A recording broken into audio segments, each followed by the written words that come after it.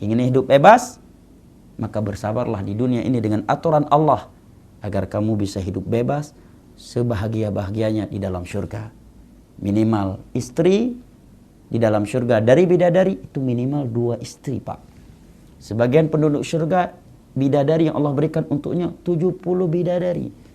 Andai kata bapak di dunia ini hampir kena stroke gara-gara nggak boleh poligami sama istri, insya Allah kalau ya Anda bertakwa kepada Allah, menjadi penduduk surga, di dalam surga sebagian penduduk surga diberikan istri dari bidadari saja 70 bidadari.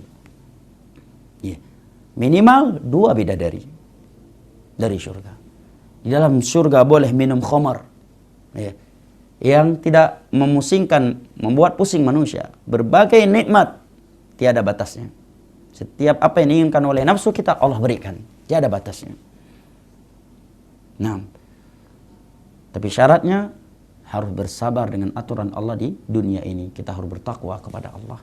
Wa'bud rabbaka hatta ya'tiyakal yaqin. Tetaplah engkau menjadi hamba Allah yang telah mengaturmu, yang telah mencipta engkau, yang telah menghidupkan engkau sampai engkau mati.